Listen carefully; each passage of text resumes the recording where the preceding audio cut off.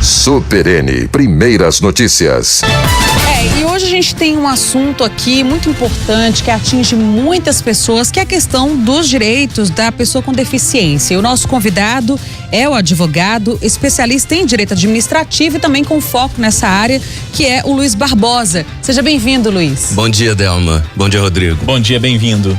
Mas, do ponto de vista, dos direitos das pessoas com deficiência, quais são as maiores dúvidas, das pessoas no que tange, por exemplo, o mercado de trabalho ou outros direitos? A verdade, as dúvidas, eu acredito que muitas pessoas não têm nem mesmo a consciência de que são portadoras de algum tipo de deficiência. Segundo dados da Organização das Nações Unidas, 1 em cada 7 pessoas no mundo tem algum tipo de deficiência, e dados do IBGE de 2010 indicam que quase 25% da população do Brasil tem algum tipo de deficiência. Então a gente começa com essa dificuldade das pessoas saberem que são portadores de algum tipo de deficiência.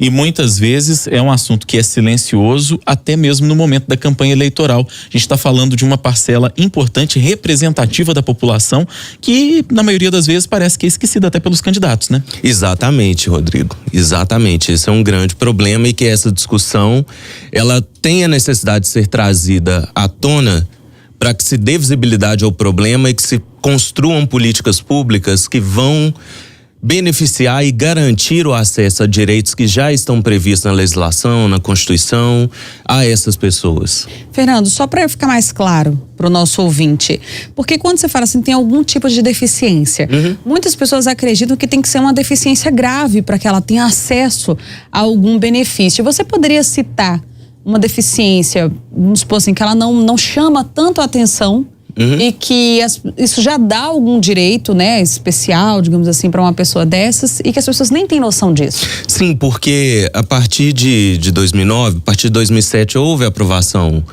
da Convenção de Nova York, que mudou o conceito de pessoa com deficiência, porque antigamente a gente tinha um conceito médico clínico, e agora o conceito ele é mais voltado para um contexto social, sociológico, em que você avalia uma debilidade de caráter permanente que a pessoa vem a ter, que dificulte a sua integração na sociedade de modo geral. Então, às vezes uma coisa que não é percebida, o portador de visão monocular, a pessoa que tem uma deficiência auditiva, uma perda de audição em um dos seus ouvidos, ela pode ser considerada também uma pessoa com deficiência. São coisas que são situações, são debilidades que não definem a pessoa, que limitam sim a sua integração na sociedade e que muitas vezes não são percebidas no aspecto externo por aqueles que estão no seu entorno. E a gente tem aí as esferas governamentais, e agora há pouco a gente falava da questão até da eleição, Fernando. Do ponto de vista da esfera governamental, os governos já estão preparados para essas demandas que surgem a partir do reconhecimento da pessoa com deficiência? Existe legislação. No entanto, muitas vezes até mesmo os aplicadores da lei, os servidores públicos, eles judiciário, por exemplo. Não, o judiciário está atento para esse tipo de demanda. Mas eu falo, as pessoas que trabalham na administração pública, por vezes, desconhecem as leis que são aprovadas e que vêm para garantir. Então, muitas vezes, as pessoas com deficiência têm uma certa dificuldade de ter acesso àqueles direitos que já lhes são garantidos. Agora, Fernando, me chamou a atenção até as informações que a gente recebeu aqui, que você passou para a nossa equipe de produção, falando, que também o custo de vida para as pessoas com deficiência, ela acaba se tornando maior. Por que isso? Em razão da dificuldade para vocês, você tem que investir recursos seus no tratamento da sua debilidade de ordem física, e você tem uma maior dificuldade, por exemplo, na hora da questão do próprio transporte, acesso de transporte, serviços básicos, isso acaba por incrementar o custo de vida das pessoas com deficiência. Agora, eu gostaria de falar com você, Fernando, a respeito do mercado de trabalho para as pessoas que têm algum tipo de deficiência.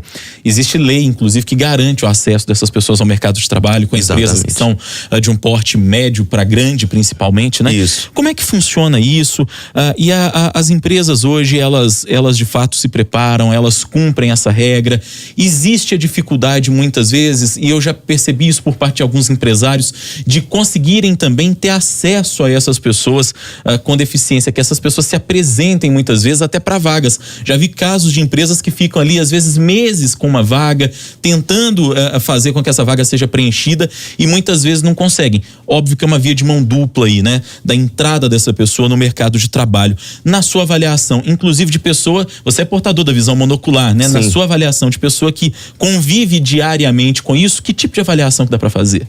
A dificuldade, na verdade, eu acho que em razão da informação, da desinformação, muitas vezes essas empresas elas têm que procurar essas associações de pessoas com deficiências, o próprio poder público, para que tenham acesso, porque há uma rede de apoio e de suporte para as pessoas com deficiência e que se estrutura no sentido de possibilitar o acesso a esse tipo de informação, de divulgar esse tipo de informação. Então, essa dificuldade das empresas, eu acho que ela parte de onde procurar. Você talvez procure nos lugares errados. Você talvez não esteja procurando junto aos lugares certos. Você vai procurando emprego não vai faltar. Exatamente. Fernando, então só para a gente orientar o nosso ouvinte, né, que ficou com dúvida em relação como reivindicar os direitos dele, até uma pessoa que também já está empregada, mas de repente entende que não está sendo atendido da forma como deveria, como diz a legislação, quais são os canais que você orienta de atendimento que essas pessoas podem procurar? O Ministério Público, ele atua como fiscal da lei, né, em primeiro lugar. Nós temos a Defensoria Pública para as pessoas que não têm condição de pagar, de arcar com o serviço de um advogado. Você tem essas associações que estão à disposição, as próprias prefeituras, algumas secretarias que que têm por objetivo dar estrutura e suporte para as pessoas com deficiência. Então você tem esses primeiros canais de comunicação em que as pessoas podem buscar algum tipo de orientação. E para a gente continuar prestando esse serviço para quem está nos ouvindo, Fernando, vamos de maneira objetiva, resumida, citar um pouco dos direitos que as pessoas com deficiência têm, para que quem está nos ouvindo agora, de repente ainda não tem essa conscientização, para que saiba quais são os direitos, onde é que pode, você já disse onde é que pode buscar os direitos, mas de maneira geral, quais são esses direitos? Por exemplo, você tem reservas de vagas no mercado de trabalho, nas empresas privadas. Você tem reservas de vagas para pessoas com deficiência nos concursos públicos. Você tem o direito à gratuidade do transporte para as pessoas com deficiência. Para as pessoas com deficiência de baixa renda, nós temos inclusive programa federal que garante a gratuidade no transporte interestadual. Então, às vezes, a pessoa que mora longe da sua família, é uma possibilidade que ela tem de ir visitar a sua família, se cadastrando junto a esse programa do governo federal que garante a gratuidade de transporte para essas pessoas.